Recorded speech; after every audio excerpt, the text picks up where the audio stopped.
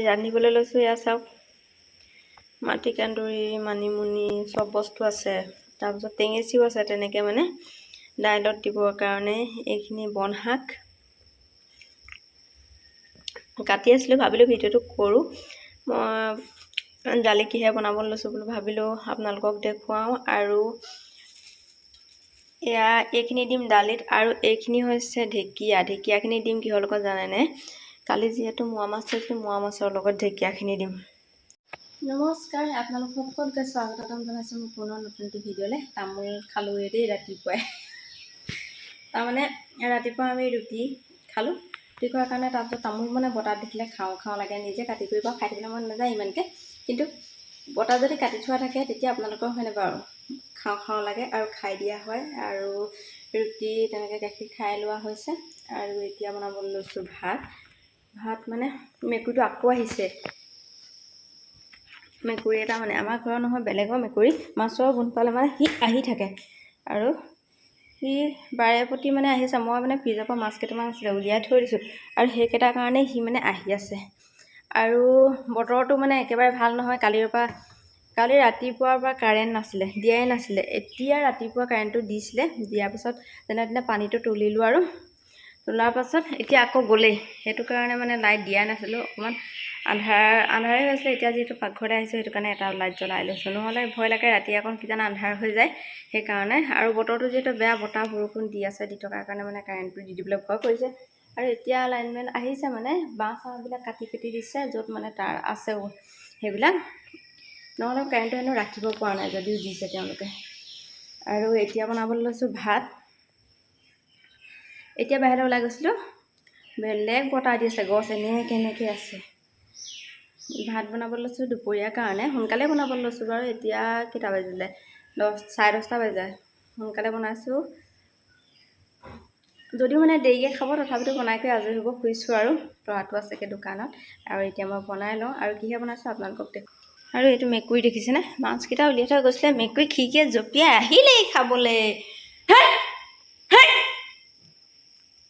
দেখিলা, যোনে যিটো বস্তু ভাল পায়, আৰু সেইটো কাৰণে মাছকেইটা মানে মই উলিয়াই থৈছিলোঁহে ফ্ৰিজৰ পৰা। সি খিৰিকীয়েদি সোমাই, মই নহা হ'লে খাই পেলাই শেষেই কৰিলেহেঁতেন। আৰু এইকেইটা মোৱা মাছ কালি অলপমান ফ্ৰাই কৰিলোঁ, আৰু এইকেইটা থৈ দিছোঁ। আৰু এতিয়া ভাবিছিলোঁ সেইখিনি ঢেকীয়াৰ লগত ফ্ৰাই কৰি দিম, কিন্তু মই যদি চাবলৈ নগ'লোহেঁতেন নহয়, মেকুৰীয়ে খাই শেষেই কৰিলেহেঁতেন। এতিয়া এয়া মই ইয়াত আছোঁ, ভাত বনাই আছোঁ।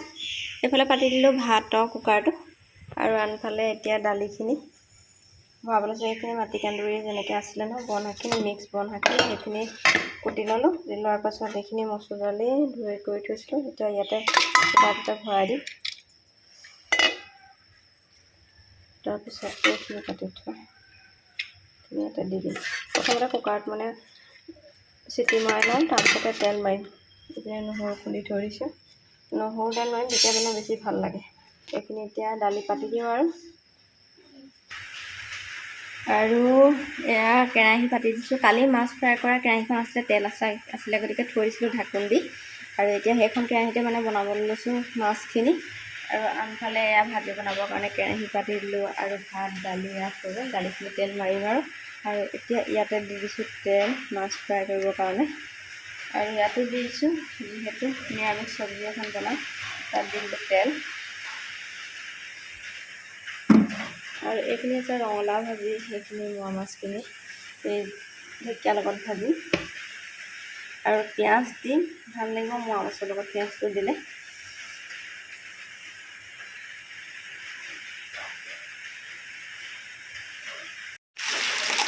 এইখিনি মোৱা মাছ ফ্ৰাই কৰি আছোঁ, আৰু এইখিনি দুবাৰেই দিয়া হৈছে, আৰু মানে মাছ বহুত বিশেষো নহয়, এইখিনি হৈ যাব। আৰু তাৰপিছত আনফালে পাতি ল'লোঁ এয়া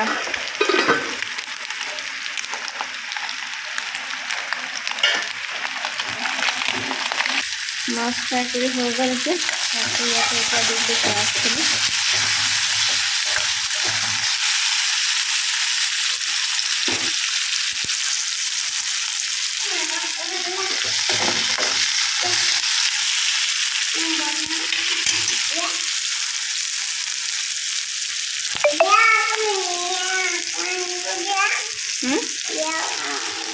মাছ গৰম হৈ আছে দেই এনেকুৱা দেই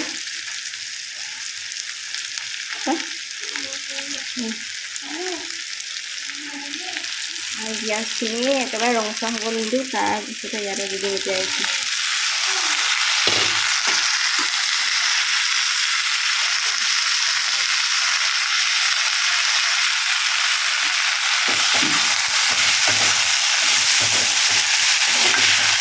ঢেকীয়াৰ লগত মোৱা মাছ ঢেকীয়াৰ লগত মাছ এনেকৈ খাই পাইছিলোঁ মই আনকাল খাই পোৱা নাই আজি প্ৰথম এনেকৈ ভাজিছোঁ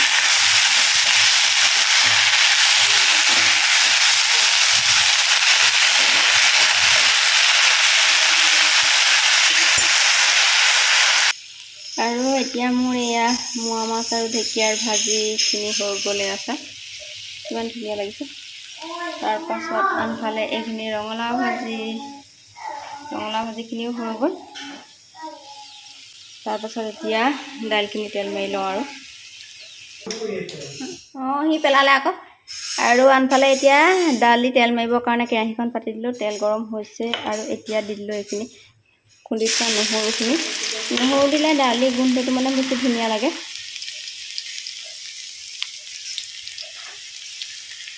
আৰু নহৰুখিনি যিহেতু ৰঙচুৱা পৰিছে এতিয়া মই দালিখিনি ঢালি দিম ইয়াতে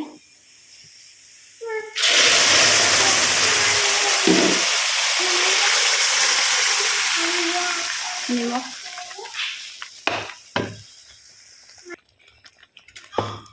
দাইলত হালধি দিবলৈ থাকিয়ে গৈছিলে পিছত উতলা পাছতে দি দিলোঁ আৰু এতিয়া অকণমান পানী দি দিছোঁ উতলাই থোৱা পানী ভাত পানী বনাই হৈ গ'ল আৰু কিছু সময় পিছত খাম আৰু আপোনালোকক দেখুৱালোঁ কেনেকৈ কি বনাইছোঁ আজিৰ ভিডিঅ'টো চাই আপোনালোকে কেনে পালে কমেণ্ট কৰি জনাব আকৌ লগ পাই আছোঁ